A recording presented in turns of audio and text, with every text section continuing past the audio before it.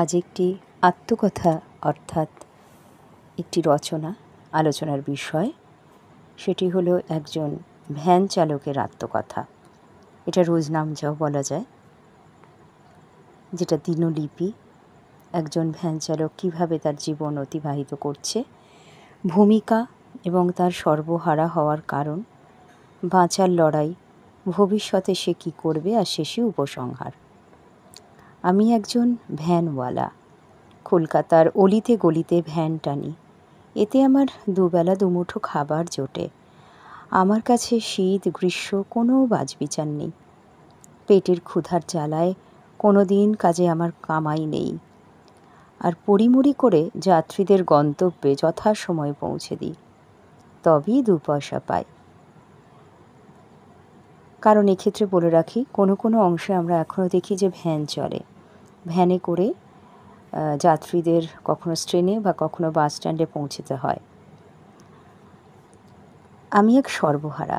আমার আত্মকাহিনী করুণ কান্নার জবানি। বাড়ি ছিল বিহারের এক গাঁয়ে। একদিন আমার সব ছিল, মহাজনের ঋণের দায়ে কোথায় যে সব হারিয়ে গেল। ছেলেবেলায় আমি আমার বাবা মা দাদাকে হারালাম। ঋণের দায়ে মহাজনের কাছে সব বাধা পড়ে গেল। পড়াশোনার কোনো সুযোগই পেলাম না।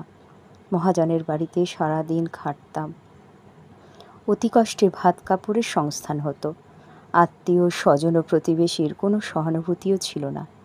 বছর 5 পরে দাদা মারা গেল। আমার যেন কোনো বাঁধন বা পিছুটান নেই। আর বাস্তুভিটেটা মহাজন নিয়ে নিল। কি এবার করা যায়? লোকের কাছে হাত পেতেও কোনো কাজ হচ্ছিল না, সামান্য ভিক্ষাও না। একদিন একজন দাদার হাত ধরে কলকাতায় এলাম, প্রতিবেশী দাদা। এখন আমি ঠিকানাহীন মানুষ।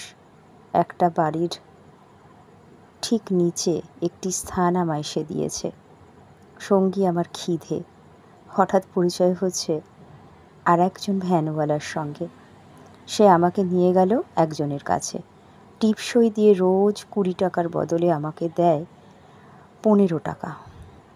ভাঙা ঝরঝরে একটা ভ্যান। সেই থেকে আমি ভ্যানওয়ালা। এটা আমার কিন্তু নতুন পরিচয়। কত যে সহ্য, কিন্তু বাঁচার লড়াই লড়তেই হবে, উপায় তো নেই। পথঘাট আমার অচেনা, নিয়মকানুনও জানা নেই। লোকের কাছে অনেক বকাঝকা শুনে নাজেহাল। সবচেয়ে বড় কষ্ট পুলিশের জুলুম। একবার একটি দুর্ঘটনায় পড়ে বেশ কিছুদিন আমি হাসপাতালে ছিলাম। হাতে লেগেছিল চোট। হাসপাতাল থেকে বেরিয়ে পুরনো হাল ধরলাম। নতুন কিছু তো আমার কপালে নেই। সহানুভূতির ছোঁয়া কে বা দেবে? এখনও আমার কোনো নির্দিষ্ট আস্তানা হয়নি। থাকি সেই বাড়িটির নিচে। গরমে রোদে পিচ ঢালা রাস্তা, শীতের হাওয়া, বর্ষার বৃষ্টি, সব আমার গা সহা। মানুষ হয়েও যেন পশুর মতো রয়েছি। দুবেলা দুমুঠো খাই, আবার কখনো খাই না। দিনভর শুধু কাজ আর কাজ। যে কোনো দিন নিজেকে ছুটি দিতে পারি, কিন্তু দুঃখ। একদিন ছুটি মানে পরের দিন ক্ষতি। সংসারে কেউ নেই। অবসর সময় কান্না এসে যায়। কাকে দোষ দেব?